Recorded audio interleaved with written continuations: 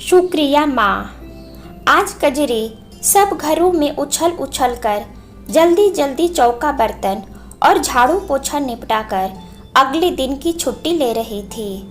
सुनंदा जी के घर भी वो फटाफट अपने सभी कार्य निपटा के अगले दिन की छुट्टी मांगने लगी तो उन्होंने पूछ डाला, ऐसा कल क्या खास होने वाला है जो तू छुट्टी लेगी?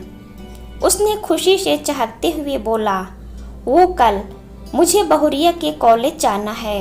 वो मेरी बहुरिया ने पूरे कॉलेज में टॉप किया है तो कॉलेज वालों ने समान समारोह में मुझे बुलाया है। वो मैडम जी, छोटी मुँह बड़ी बात।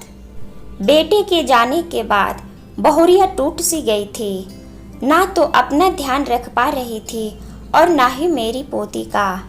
तब मैं उसकी एक सहेली के कहने पर कॉलेज में नाम लिखवा दी। वो हमेशा ही कहती थी कि माँ, मुझे अफसर बनना है, लेकिन मेरे शराबी बेटा ने उसकी पढ़ाई छुड़वा दी थी। लेकिन अब मेरी जिंदगी का एक ही सपना है, बहुरिया के सपने को पूरा करना। लीजिए, बातों ही बातों में काम खत्म हो गया। अब मैं चलती हूँ।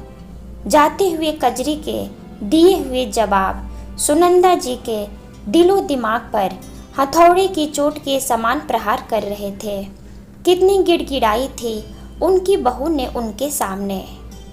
माँ, मुझे बीपीएससी मेंस क्लियर करने दीजिए।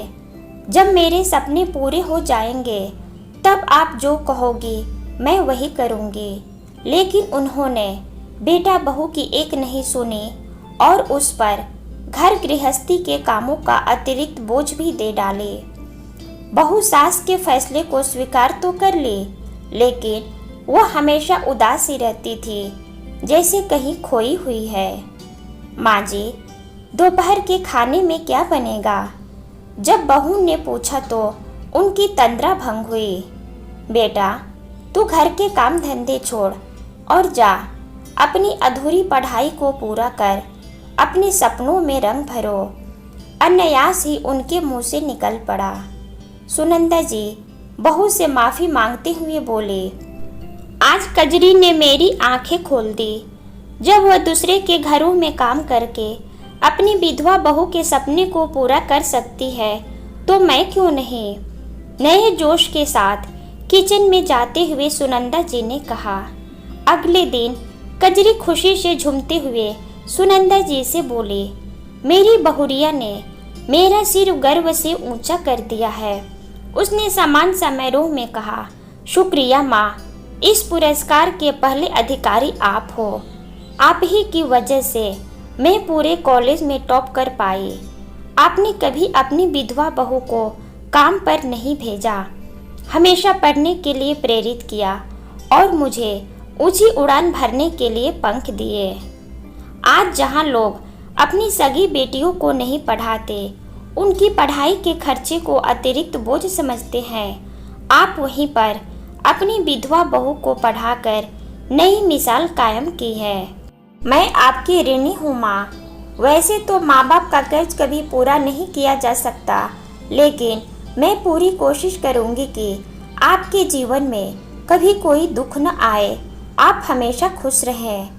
ऋणी तो मैं भी आपकी हूँ अम्मा। आप ही से प्रेरणा लेकर माँ जी ने मुझे अपने सपने को पूरा करने के लिए परमिशन दे दी है। शुक्रिया माँ, अपनी इस बहू का भी। सुनंदा जी की बहू ने कजरी अम्मा का पैर छूते हुए बोली। आशा करती हूँ यह छोटी सी कहानी आपको ज़रूर पसंद आई होगी। आप सभी अपने जीवन में हमेशा खुश रहे, स्वस्थ रहे, सेहतमंद रहे, हंसते रहे, हंसाते रहे और जीवन में आगे बढ़ते रहे। इन्हीं शुभकामनाओं के साथ फिर मिलूंगी एक और नई शिक्षाप्रद कहानी के साथ। तब तक के लिए जय हिंद।